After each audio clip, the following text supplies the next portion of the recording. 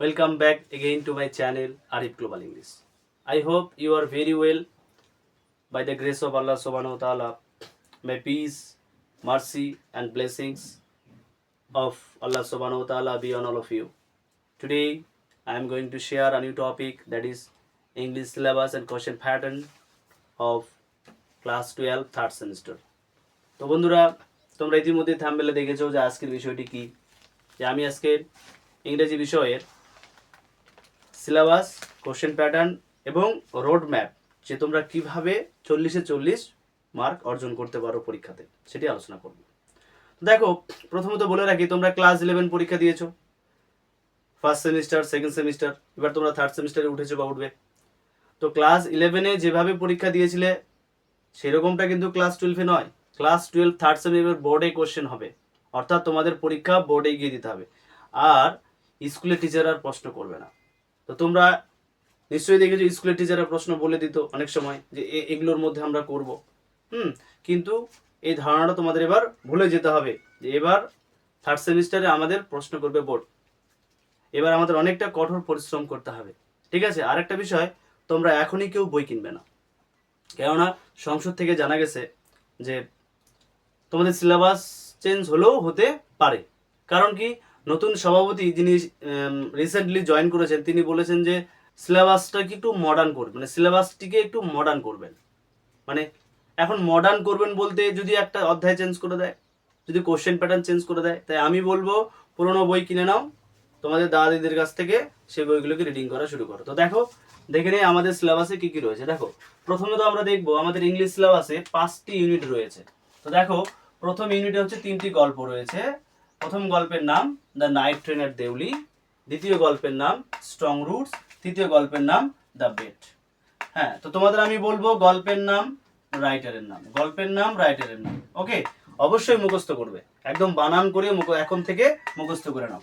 এই গল্প থেকে তোমাদের এমসিকিউ থাকবে 10টি, 1 to 10, ঠিক আছে? এবার দেখো ইউনিট 2 পোয়েম, তোমাদের 2টি কবিতা রয়েছে। Our casuarina tree, Ulysses. যে ক্যাজুয়ালিনেট ফ্রি স্পেলিংটা কি গুরুত্ব দেবে, রাইটারের নাম, সরি পোয়েটের নাম। ইউলিসিস স্পেলিংটাতে গুরুত্ব দেবে। তোমরা চেক করবে, আমার হয়তো ভুল হলেও হতে পারে, ওকে, তোমরা বই থেকে চেক করে দেখবে। আলফ্রেড লর্ড টেনিসনের লেখা। এই 2টি কবিতা থেকে তোমাদের নম্বর থাকবে 10, ঠিক আছে? এবার একটা কথা বলে রাখি বন্ধুরা, কবিতা পড়ার আগে তোমাদের একটি বিষয়ে অবগত হতে হবে, সেটার নাম হচ্ছে ফিগার অফ স্পিচ। কি বললাম? ফিগার অফ স্পিচ, যেমন সিমিলি, মেটাফোর, অ্যালিটারেশন, সিনেকডকি, মেটোনমি, হাইপারবোল, এরকম যে ফিগার অফ স্পিচগুলো রয়েছে, স্যার এগুলি কেন প্রয়োজন? কেননা 11-12 এমন স্তর, এই স্তরে তুমি যদি এই বিষয়গুলি না শেখো, তাহলে কবিতা, আমি যখন তোমাদেরকে কবিতা পড়াবো, এই চ্যানেলে যখন ধারাবাহিক ক্লাস নিয়ে আসবো, আমার পড়াতে অসুবিধা হবে। তাই তোমাদেরকে সিমিলি, মেটাফোর বা ফিগার অফ স্পিচের ক্লাসগুলি অবশ্যই করতে হবে। তারপরে যদি তোমরা কবিতাগুলো পড়ো, তোমাদের বুঝতে সুবিধা হবে। ধরো আমি একটা লাইন বললাম যে he is a red rose, সে একটা লাল গোলাপ। এখানে কি রয়েছে? Metaphor. He is like a red rose, সে লাল গোলাপের মতো, এটা সিমিলি। তাহলে অনেক সময় কি এরকম করে এমসিকিউ দিতে পারে না, যে কবিতার একটা লাইন তুলে দিয়ে বললো, হ্যাঁ, in this line which figure of speech is used, 4টা অপশন দেবে, সিমিলি, মেটাফোর, সিনেকডকি, মেটোনমি, দিতেই পারে। তাই আমি তোমাদেরকে রিকোয়েস্ট করব তোমরা আমার চ্যানেলে ভিজিট করবে। আমি অল্প দিনের মধ্যেই ফিগার অফ স্পিচের ক্লাসগুলো আপলোড করে দেবো, তোমরা সেখান থেকে দেখে নেবে। ওকে, তাহলে তোমাদের এমসিকিউ বলো আর যে অন্যান্য প্রশ্ন বলো, তাহলে তোমাদের কোনো সমস্যা হবে না। এবার তারপরে দেখো ইউনিট 3 প্লে, নাটক 1টি রয়েছে, এখান থেকে 5 নম্বর থাকবে। এই নাটকটি লিখেছেন জেমস সিং। তো মজার বিষয় হলো থার্ড অ্যান্ড ফোর্থ সেমিস্টারের জন্য একটাই নাটক। ফোর্থ সেমিস্টার এই নাটক থেকেও তোমাদের বড় প্রশ্ন আসবে, থার্ড সেমে এখান থেকে এমসিকিউ আসবে। এবার টেক্সচুয়াল গ্রামার, তোমাদের গ্রামার ইউনিট টেক্সচুয়াল। টেক্সচুয়াল বলতে ইউনিট 1 মানে গল্প, ইউনিট 2 মানে কবিতা, মানে গল্প কবিতা লাইন তুলে দেবে গ্রামারে। কি কি গ্রামার রয়েছে, যেমন ধরো সিনথেসিস, জয়নিং বা জয়নিং একই, স্প্লিটিং মানে বাক্যকে বিচ্ছিন্ন করা, এবার হচ্ছে নেরেশন। এই যে বাক্যকে বিচ্ছিন্ন করতে গেলে তোমাদের সর্বপ্রথম জানতে হবে ভার্ব, ভার্ব সম্বন্ধে ধারণা রাখতে হবে। ওকে, ভার্বের ক্লাস এই চ্যানেলে আপলোড করা হবে, তোমরা কিন্তু দেখে নেবে। ওকে, এবার হচ্ছে narration, correct of the errors. এই হচ্ছে তোমাদের গ্রামার। তোমাদের গ্রামার থাকবে কত? 5 নম্বর। এবার চলে আসি ইউনিট 5 আনসিন। আনসিনে তোমাদের সর্বোচ্চ নাম্বার থাকবে 10। প্রশ্নের প্যাটার্ন কেমন হবে? গ্রামার বেসড কোশ্চেন 5 আর আন্ডারস্ট্যান্ডিং প্যাসেজ থেকে 5, এই মিলে তোমাদের 10। তাহলে সর্বমোট কত হলো? 40 হলো। এবার আসি রোড ম্যাপ, যে তুমি কিভাবে পড়াটা এগিয়ে নিয়ে যাবে। দেখো, রেজাল্ট ভালো করতে চাইলে এমসিকিউ এর সবথেকে বেস্ট ওয়ে হচ্ছে আল্লাহস ডিপেন্ড, আল্লাহর প্রতি ভরসা।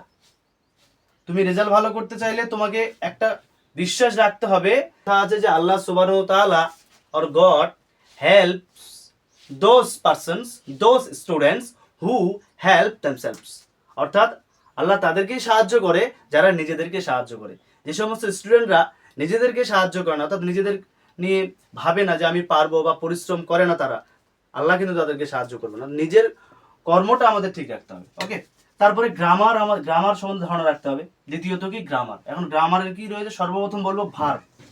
তুমি যদি ভার্ব না চেনো, হ্যাঁ, ভার্বের পুরো ভাগগুলো যদি ভালো করে না পড়ো, যেমন ধরো auxiliary verb, principal verb, finite verb, non finite verb, transitive, intransitive, gerund, participle, হ্যাঁ, আরো ইত্যাদি তুমি যদি না চেনো, তাহলে তুমি ইংলিশ বাক্যের বাংলা মানে করতে পারবে না। ভার্ব তোমাকে চিনতেই হবে। ওকে, তো আমার চ্যানেলে ভার্বের ক্লাসও আপলোড করা হবে, তোমরা কিন্তু দেখে নিও। এবার দেখো টেক্সট বুক, তারপরে তৃতীয় ধাপে টেক্সট বুক পড়বো, তার সাথে কোশ্চেন সলভ করব। টেক্সট বুক পড়বো, কোশ্চেন সলভ করব। তারপরে কি সেলফ কনফিডেন্ট, তো নিজের মধ্যে একটা আত্মবিশ্বাস রাখতে হবে, হ্যাঁ আমি পারবো। সব থেকে বেস্ট যেটা হয় সেটা রিভিশন। তুমি যতটুকু টেক্সট পড়েছো প্রতিটা বিষয়ে, আর্টস গ্রুপের বাংলা, ইংরাজি, ইতিহাস, ভূগোল, সেই যতটুকু তুমি পড়েছো তোমাকে প্রতিদিন রিভিশন করতে হবে, এভরিডে। তাহলে তোমার মধ্যে একটা কনফিডেন্ট তৈরি হবে, তোমার একটা ভালো কনসেপ্ট তৈরি হবে। ওকে, এবার হচ্ছে মক টেস্ট। তারপরে তোমাকে টিউশনে বলো, স্কুলে বলো, একটা মক টেস্ট দিতে হবে, পরীক্ষা দিতে হবে। তারপর তুমি ফাইনাল টেস্টে যাও। আমি আশা রাখি তুমি 40-এ 40 পাবেই পাবে। আরেকটা বিষয়, যদি তুমি রিভিশন না করো, তুমি রিভিশন বাদ দিয়ে তুমি সব করছো, টেক্সট বুক পড়ছো, মক টেস্ট দিচ্ছ, টেক্সট বুক পড়ছো, মক টেস্ট দিচ্ছ, আল্লাহর প্রতি ভরসা নাই, আল্লাহকে ভুলে গেছো, ঈশ্বরকে তুমি জানো না, ঠিক আছে, তাহলে তোমার রেজাল্ট ভালো হবে না। তোমার প্রথম যেটা ডিউটি, যে তুমি আল্লাহর প্রতি ভরসা রাখো আর তোমার পড়াগুলোকে প্রতিদিন রিভিশন করো। আমি জানি কেউ একদিনে 2টো চ্যাপ্টার পড়তে পারে, কেউ একদিনে অল্প পড়তে পারে, কেউ দুর্বল। আমি ওই দুর্বলদের উদ্দেশ্যেই বলছি, তোমরা কিন্তু বারবার বারবার রিভিশন করো। যে টপিকটা তোমাদের হয়েছে সেটা বারবার রিভিশন, নতুন পড়া না পড়লেও আগের পড়াটা রিভিশন করো। এমসিকিউর জন্য এটাই বেস্ট ওয়ে। অনেক স্টুডেন্টের কাছে শোনা যায় যে স্যার আমি তো টেক্সট পড়েছিলাম, এমসিকিউ সলভ করেছিলাম স্যার, তবুও আমি ভালো, আমার নাম্বার কেন কম আসলো, আমি পরীক্ষাতে গিয়ে ভুলে গেছি স্যার, আমার জানা জিনিসটা অজানা হয়ে গেছে। এটা তোমাদের সবার মধ্যে হয়, হয় কি হয় না? সবার মধ্যে হয়। আজকে তোমাদের মুখগুলো চুপ, কারণ তোমাদের এরকম হয়েছে 11-এ। তো সেই জন্য আমি তোমাদেরকে বলতে চাই যে এমসিকিউ এর জন্য বা এমসিকিউ এর নাম্বার তোলার জন্য সব থেকে বেস্ট হয়েছে রিভিশন। তোমাদের যদি আমি বলি যে তোমরা বলো তো যে তোমরা একটি গল্প, যেমন স্ট্রং রুটস, এই গল্পটাকে তোমরা কয়বার লাইন বাই লাইন পড়েছো, বা কয়বার তোমরা টেক্সটটাকে গুরুত্ব দিয়েছো? তোমরা বলে স্যার একবারই তো পড়েছিলাম, আর প্রতিদিনই শুধু এমসিকিউ পড়েছি। এই তো, তাহলে টেক্সটটাকে তোমাদের বারবার রিভাইজ করতে হবে, যে কোনো পড়াকে রিভাইজ করতে হবে, তাহলে রিভিশনটা বেশি বেশি করে দেবে। ওকে, তো আজকের ক্লাস এই পর্যন্ত। যদি আমার ক্লাসটি ভালো লেগে থাকে, তোমরা আমার চ্যানেলটি সাবস্ক্রাইব করে রেখো, বন্ধুদের মধ্যে শেয়ার করে দিও। আর হ্যাঁ, আমি বলছি ঈদের পর থেকে তোমাদের প্রতিটা টপিকের উপর ভিডিও আসবে, চ্যাপ্টার ওয়াইজ ভিডিও। ওকে, প্রতিটা লাইনের গ্রামাটিক্যাল ব্যাখ্যা থাকবে, সেই সাথে থাকবে এমসিকিউ এর ফ্রি পিডিএফ, রোড ম্যাপ, কিভাবে তোমরা 40-এ 40 পেতে পারো। ওকে।